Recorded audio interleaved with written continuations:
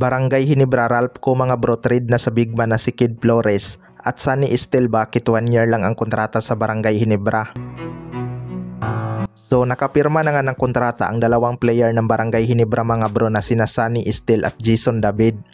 Matatandaan na maganda nga ang pinakita nitong si Jason David last season mga bro, kaya 2-year contract ang binigay ng Barangay Ginebra sa kanya.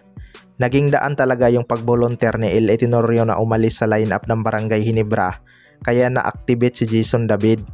Pumutok nga ang kanyang shooting noong nakalaban nila ang Northport Batang Pier, kaya nagtiwala si Coach Tim Con sa kanya. Hindi man nasundan ng ganun kaganda ang kanyang laro, pero yung kanyang plus minus naman ay tumaas mga bro.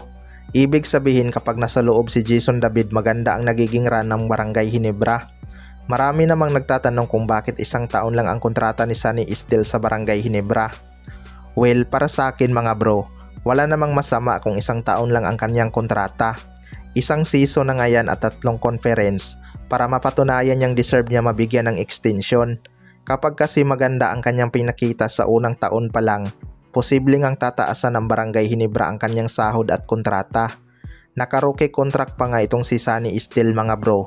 Pero kung magiging impressive ang kanyang rookie season, expected nang bibigyan ito ng 2 o 3 year contract extension dahil bata pa nga ito.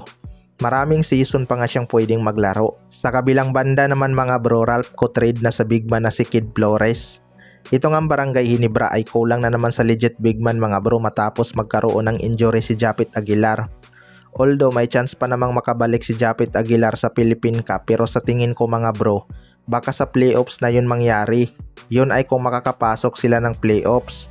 Hindi rin kasi maitatanggi na lumalakas na ang ibang team. Kahit sabihin nating nandyan si Norbert Torres, hindi pa rin tayo makakasigurado kung kaya niya bang punan ang kawalan ni Japit Aguilar. Alam naman natin more on offense itong si Norbert Torres, kaya mag-a-adjust pa talaga to sa sistema ni Coach Tim Con. Pero ayon nga sa source mga bro ay baka itrade ng Barangay Ginebra si Ralph ko at Maverick Hanmise kapalit ni Kid Flores. Hindi na rin kasi masyadong nagagamit ng Barangay Ginebra itong si Ralph ko. Last season nga ay parang nawala na to ng kumpiyansa. Ayaw nga nitong tumira kahit OP na, kaya kung itrade ito ng Barangay Ginebra, nandyan naman si Sunny Estel at Aljun Mariano na papalit sa kanyang pwesto. Matagal na rin kasing may rumors mga bro na gusto ding makuha ng Barangay Ginebra si Kid Flores. Malaki na kasi ang improvement ng kanyang laro at hindi talaga to takot makipagpisikalan sa ilalim. Malaki nga ang katawan nitong si Kid Flores, kaya kahit undersized center ito, kaya pa rin itong makipagsabayan sa mga big man ng ibang team. Kaya abangan na lang natin kung ibibigay ba ng Northport Batang Pier itong si Kid Flores para kay Ralph ko at Maverick Hanmise. Kayo mga bro, ano masasabi nyo tungkol dito?